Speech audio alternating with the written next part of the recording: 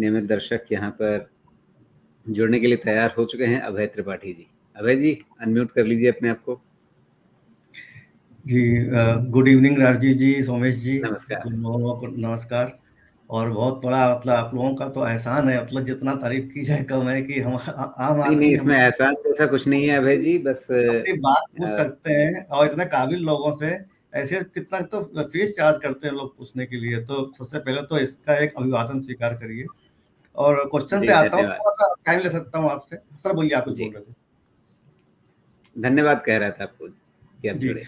तो थोड़ा सा एक जनरल क्वेश्चन है, बहुत ज़्यादातर रिटेल निवेशकों के मन में रहता है। थोड़ा सा टाइम ले लूँगा 1-2 मिनट कि मैं ऐसे इन्वेस्टर हूँ। मेरा ज़्यादातर करीब 70-80% पोर्टफोलियो मेरा लॉन्ग टर्म का रहता है और 20-30% स्विंग ट्रेड लेता रहता हूँ। अब दुविधा ये है कि ज़्यादातर लोग बोलते हैं कि आप जब इन्वेस्टमेंट करते हैं तो आप बिज़नेस देखिए, आप बिज़नेस को ऑन करते हैं। आपका अगर बिज़नेस में कॉन्फिडेंस है तो आप चार्ट मत देखिए, ना आप उसमें स्टॉप लॉस लगाइए, नहीं तो आप अपना पैसा नहीं कमा पाएँगे। और जो भी लॉन्ग टर्म में पैसा बनता है वो मतलब आपको धैर्य रख के ही बनता है। और प्रॉफ़िट को हज़म करने की क्षमता होनी चाहिए, मतलब लॉस तो कर लेते हैं, प्रॉफ़िट नहीं कर पाते हैं। अब यही सब देखते हुए आपको एक एग्ज़ाम्पल दे देता हूँ। जैसे मेरे केस में क्या हुआ कि मैंने टाटा मोटर खरीदना शुरू किया था 2018 से 400 के रेट पर, क्योंकि बिज़नेस अच्छा लगता था। मालूम पड़ा कि एन चंद्रा टीसीएस से यहाँ पर आ रहे हैं तो यहाँ भी कुछ करेंगे। वो गिरता गया, मैं उसको लेता गया क्योंकि मेरा था कि लंबा नज़रिया। मैंने उसको 80 रुपए तक लिया टाटा मोटर को, और फिर मेरे पास इतना बड़ा क्वांटिटी हो गया, करीब 4-5 हज़ार शेयर हो गया था टाटा। मेरे मेरे पोर्टफोलियो का करीब 50% के आसपास वो पहुँच गया था।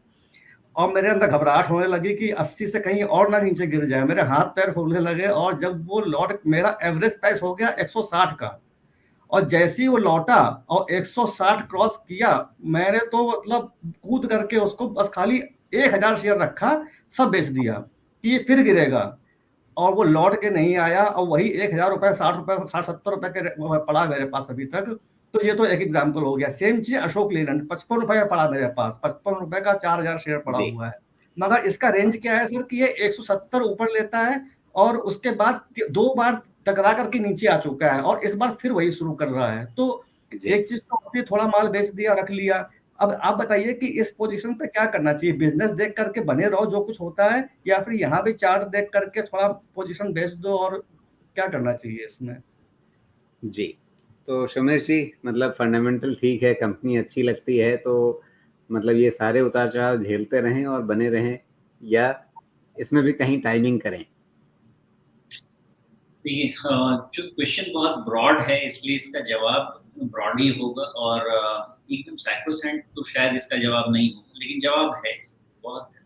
देखिए, पहली चीज़, मेरा खुद का थियरी ऐसा है कि मैं कोई भी स्टॉक अगर लेता हूँ, कोई भी इवन टैक्टिकल पोजीशन लेता हूँ, तो बिना फंडामेंटल इंश्योर किए हुए, बिना बिज़नेस इंश्योर किए हुए नहीं लेता हूँ। कारण बहुत सिंपल है, अगर आप बिज़नेस इंश्योर करते हैं, सेक्टर टेलविंड इंश्योर करते हैं, तो आपका जो पोजीशन बनता है, उसमें आपको इंडस्ट्री का, सेक्टर का सपोर्ट मिलता है।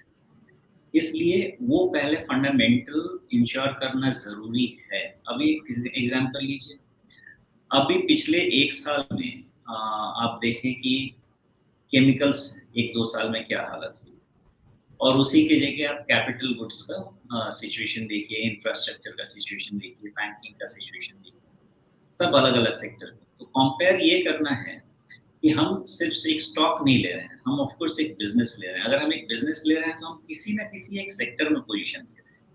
तो या तो हम टॉप डाउन से जाएँ या बॉटम अप से जाएँ। टॉप डाउन से जाने का फ़ायदा ये होता है कि आपको सेक्टर का टेलविंड मिलता है। बॉटम अप तब जाना पड़ता है जब सारे रास्ते बंद हो जाते हैं, मार्केट बहुत ऊपर पहुँच चुका होता है, हर सेक्टर एक स्क्वीज़ हो जाता है।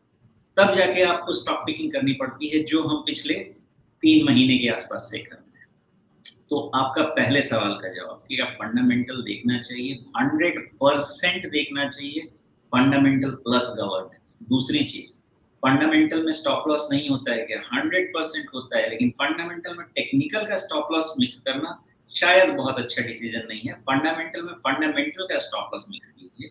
आप फंडामेंटल पोजीशन लेते हैं तो एक कहीं न कहीं आप उसके रिजल्ट्स को इवैल्यूएट करते हैं, सेक्टर के टेलविंड्स या हेडविंड्स को इवैल्यूएट करते हैं।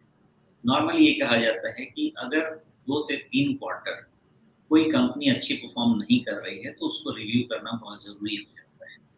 और 2 से 3 क्वार्टर मतलब ये कहा जाता है कि हो सकता है कि it could be the beginning of something not so good, और वैसे ही 2 क्वार्टर कुछ अच्छा होता है तो ये कहा जाता है कि it could be the beginning of something good, तो घबराओ मत और रुको। तो फंडामेंटल को रखना या नहीं रखना डिपेंड करता है कि वो फंडामेंटल जो सोच के हमने लिया था क्या वो इंटैक्ट है या बेटर है।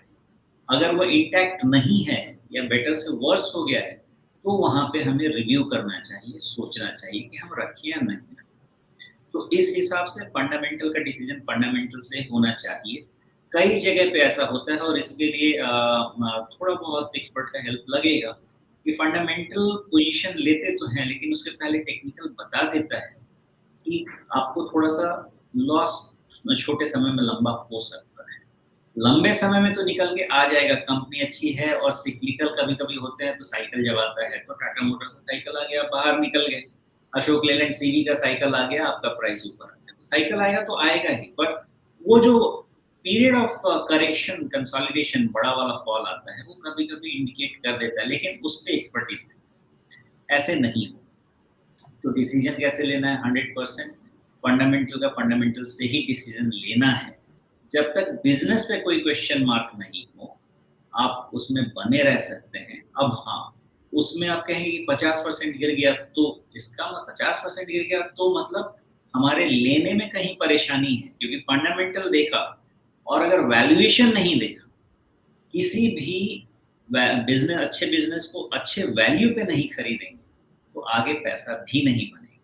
तो अगर हम किसी अच्छे फंडामेंटल अच्छे गवर्नेंस की कंपनी खरीद रहे हैं, हमें इंश्योर करना है कि हम उसको relatively right set of valuation पे लें। फिर जो वो अपना जो बहुत गिरने वाला होता है ना, वो बहुत नहीं होता है। आपका टाटा मोटर्स जब आपने 400 पे लिया हुआ था, जिस समय आपने शुरुआत की थी जब वो 80 पे लिया था, उस समय टाटा मोटर्स बहुत ही हेवीली इंडेटेड कंपनी, तो वहाँ पे भले ही यहाँ की लीडिंग कंपनी है, मोटर कंपनी है, लेकिन जिस समय पहले 400 से 80 की वो रेंज में हेवीली इंडेटेड थी। टाटा ग्रुप, और ये मैं बहुत अच्छे से याद रखा है मैंने इस चीज़ को, चाहे वो टाटा स्टील हो, चाहे टाटा मोटर्स हो, उनकी कोविड से लर्निंग बहुत रही है कि कोविड के बाद सबसे पहला फोकस आया है उनका डेट को रिड्यूस करने में, और उन्होंने ये बोला है कि आगे जाके कंपनी का इम्पोर्टेंट फोकस रहेगा कि कभी इतना बड़ा डेट नहीं है। तो एक वो भी सबसे बड़ा कारण था कि 400 की चीज़ 80 रुपए पहुँच गई, बिकॉज़ वो हेवीली इंडेटेड कंपनी हुआ करती थी एक समय में, टाटा स्टील, टाटा मोटर्स ये सब। तो फंडामेंटल देखें, लेकिन वैल्यूएशन भी देखें। तो क्या-क्या देखना चाहिए? एक सिंपल 2-4 पॉइंट आपको बता देता हूँ अगर ठीक लगे तो। पहला, सबसे अच्छा तो ये होता है कि आप देख लें कि कौन-सा सेक्टर अच्छा करने वाला है, जो देख के समझ में आता है। उसमें एक अच्छे गवर्नेंस का, अच्छे वैल्यूएशन का स्टॉक ले लीजिए। टॉप 1, 2, 3 में अपना डाइवर्सिफिकेशन कर लीजिए। एक पे बेट करना भी उतना अच्छा नहीं रहता है। 1, 2, 3 में डाइवर्सिफिकेशन कर दीजिए और उसके बाद बने एक बास्केट में। जी, तो लगभग इसी तरह के मिलते-जुलते विषय पर सुमेश जी आपसे पिछली बार भी बात हुई थी, और जब वो वीडियो हमने अलग से डाला तो उस पर एक मित्र का कमेंट आया, एक दर्शक का कमेंट आया कि आपने बहुत ज़्यादा जटिल बनाया है। शायद इस बार जो हमारी पिछली चर्चा थी उससे थोड़ा और ज़्यादा आपने खुल कर के एक सामान्य दर्शक के समझने के नज़रिए से आपने बताया है। अभय जी, कुछ पूछना है तो साथ में लगे हाथ और पूछ लीजिए। मैं यही पूछ रहा हूँ सर कि आपने सही बोला, अच्छा बिजनेस अच्छे वैल्यूएशन पे मिल जाए वो ठीक है। जैसे अभी मेरी एंट्री अशोक लेलैंड 50-55 रुपए की है, लेकिन दिक्कत ये आती है कि जब वो 200-300% होने के बाद फिर 100% गिर जाता है, तब चार्ट देखने लगते हैं, तब समझ नहीं आता है कि अरे सपोर्ट कहाँ है, निकले कि ना निकले, कब तक बने रहे, कि वो समस्या हो जाती है वहां पर। इसका बहुत अच्छा सॉल्यूशन है अभय जी, बहुत सिंपल सॉल्यूशन है। देखिए, हम कोई भी पोजीशन लेते हैं ना, तो कभी हम ये उम्मीद से नहीं लेते हैं कि हमको इसमें 4 गुना मिले।